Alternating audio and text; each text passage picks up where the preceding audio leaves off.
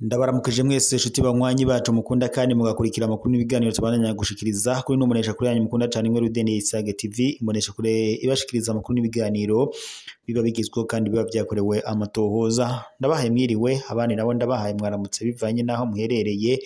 Iri ni iteka n'umunezero ntangara yo gusubira kubana namwe banywanyi bacu mukunda kandi mugakurikira amakuru n'ibiganiro tubandanya gushikiriza kuri munesha kuri yanyu mukunda cyane imwe Rudeni Isage TV munesha kure bashikiriza amakuru n'ibiganiro biba bigizwe kandi biba byakorewe amatohoza mu bisata bitandukanye haba muri politike mu nkino mu ndero kazi na muntu ndetse n'andi makuru yose aba ariko aravugwa mu makungu ya kure. Reka rero mbakengurukire mwese mudukurikira muri mu mucungararo igize igihugu cyacu cy'u Burundi, abadukurikira bari mu bihugu bibanye nk'u Rwanda, Repubulika Iharanira Intwaro Rusange ya Kongo, Uganda, Tanzania ndetse n'ibindi bihugu byose bigize umugabane wacu wa Afurika ntabashije kudondora. Mwese ndabahaye ikaze mu makuru yacu y'iyi saha, ndabahaye ikaze kandi mwese mudukurikira muri makungu ya kure. Na makuru menshi cyane rero na makuru araza gushimikira ku ngingo nkuru zitandukanye. Mu gihe Honorable Agathon Rwasa yahoze aramutswa umugambwe CNL abandanya hiyamiriza ibyavuye mu matora y'abashinga amateka yabaye ku igenekerezo rya 5 ruhesha uyu mwaka, Honorable Agathon Rwasa aragabisha avuga ko aya matora yabayemo ubusuma ntangere. Mu gihe kandi Honorable Agathon Rwasa kuri ubu ngubu yamaze kuwandikira ikete ryihuta cyane umukuru w'igihugu cy'u Burundi Evariste Ndayishimiye amugabisha ko isaha n'isaha ngo igihugu gishobora gufatwa Onarijya yamwambuye umugambwe wiwe wa CNL agaca awuragiza Nestor igire kwishaka. Turaza kugaruka kuri iryo kete yandikiye Honorable Agathon Rwasa nyene yandikiye umukuru w'igihugu cy'u Burundi, tuze kurabira hamwe ibiruko biravugwa muri iryo kete. Turaza no kurabira hamwe mu yandi makuru ariko aravugwa ijya nino ngaha mu Burundi mu bisata bitandukanye, aho tuza kunyarukira mu ntara ya Karusi tukaza kurabira hamwe ibiriko birahavugwa cyane mu bijanye n'uburimyi. Turaza kandi no kurabira hamwe ku biriko biravugwa ku nama y'umuryango wa Komesa igiye kubera ngaha mu Burundi, ikaba ari inama izomara iminsi 3. Byose turaza kubigaruka ku buryo bw'idonido.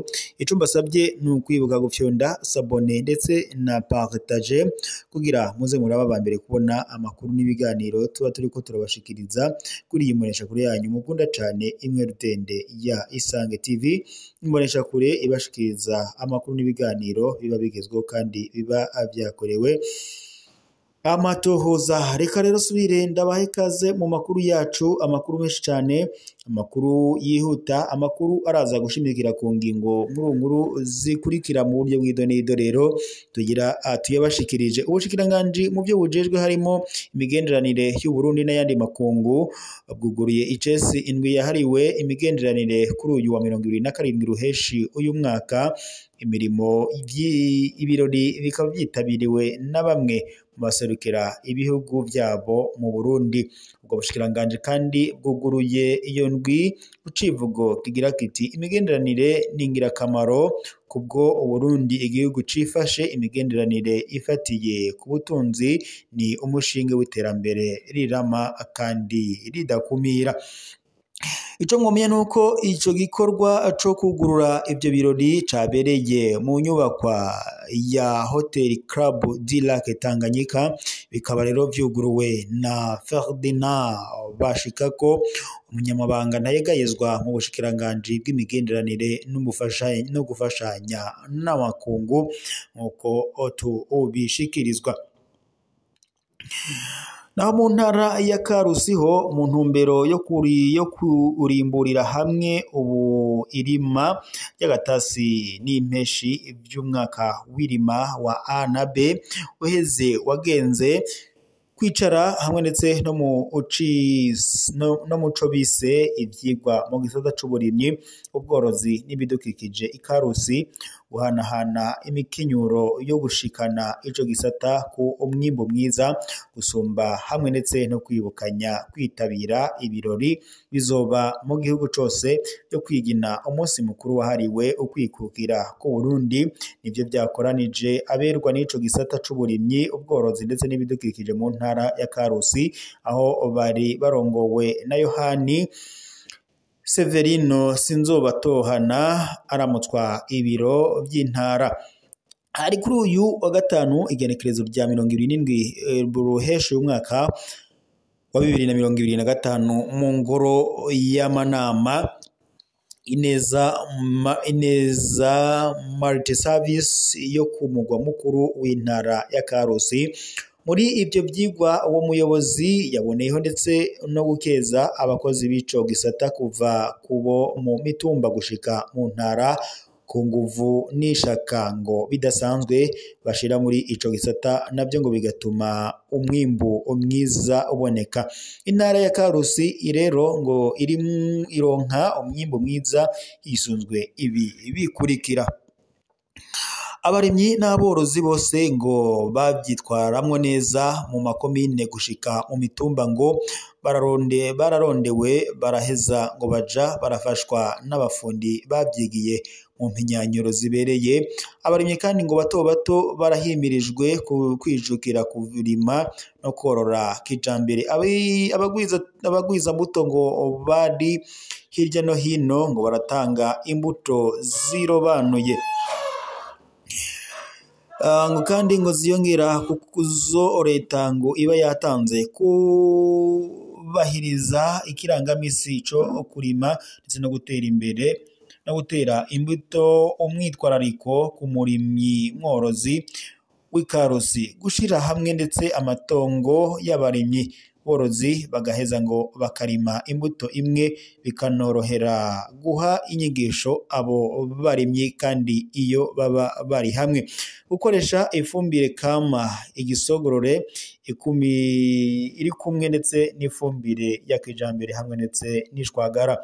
Tubibutse ko mu biharuro bitangwa n'igihugu ko intara ya Karusi igumiza mbere mu zindi ntara zose kuvyo kugwiza umwimbu nk'uko byashikirijwe na Yohani Severino Sinzobatohana.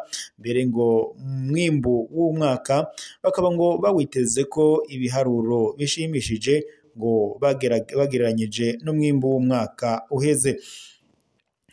Nayo irima rigira gatatu ngo hakaba hagiye gushirwa inguvu ku giterwa cavuka nk'uko babandanya babidushikiriza. Mu yandi makuru kandi Uburundi ngo bugiye kwakira inama igira 14 y'abashikiranganji bo mu bihugu bigize umuryango w'isoko rusange COMESA kuva kuwa 25 Ruheshi mu gisagara ca Bujumbura, umugwa mukuru wa politike, umuryango w'Murantunga, umugwa mukuru w'ubutunzi, umuryango w'isoko rusange ry'ibihugu byo mu karere ka Afrika y'ubuseruko n'iy'ubumanuko bafatikanyije na leta y'u Burundi baratunganije inama kubaserukira ibisata byo gutwara abantu n'ibintu, gutumatumanako amakuru ndetse n'ubuhinga bwa none hamwe ndetse n'amasoko ntanganguvu mu ntumbero yo gutegura inama igira 14 izohuza abashikiranganje bajejwe ivyo bisata bo mu bihugu bihurikiye mu muryango wa COMESA. Bimwe mu byizwe muri iyo nama hakaba harimwo ubuhinga bushasha gufatanya hagati ya leta n'abikorera utwabo, ico bita public private partnership. Ubwo buryo ngo yakoreshwamo hamwe ndetse n'amategeko ayigenga. Mu gisata cyo gutumatumanako amakuru n'ubuhinga bwa none barabiye hamwe ishirwaho ry'amategeko ngo ku buhinga ngurukana bumenyi hamwe ndetse no kongera umuvuduko wa internet mu bihugu bigize uwo muryango. Nayo mu gisata cyo gutwara abantu n'ibintu barabiye hamwe uburyo bwo guteza imbere ico gisata haba mu kirere, mu mabarabara ndetse no mu mazi, no gukomeza umutekano mu karere, mu kubaka amabarabara, ibivuko hamwe ndetse n'ibibuga vy'indege. Mu gisata c'amasoko ntanganguvu ho naho abitavye iyo nama barabiye hamwe uko barakeje Uburundi ngo ku muvuduko buriko burerekana mu kubaka ingomero z'umuyaga nkuba. Baca barabira hamwe kandi uko ngo bokongereza ingomero mu karere hamwe ndetse n'ikoreshwa ry'umuyaga nkuba uturuka ku mishwarara y'izuba. Twibutsa ko iyo nama izomara imisi 3 ngaha mu mugwa mukuru w'ubutunzi i Bujumbura. Reka roshimire mwese mwari kumwe natwe mu makuru tweko turabashikiriza mw'iri joro. Uyu munsi tubaye tuyasozere ngaha, tuzosubira mu makuru azobagezwe ko mu gatondo. Gusa ndabibutse mu byonde sabone na partage niba mutaravyonda kugira muze muraba mbere kubona amakuru n'ibiganiro tubandanya gushikiriza kuri iyi mbonesha kuri yanyu mukunda cyane imwe rudende ya Isange TV.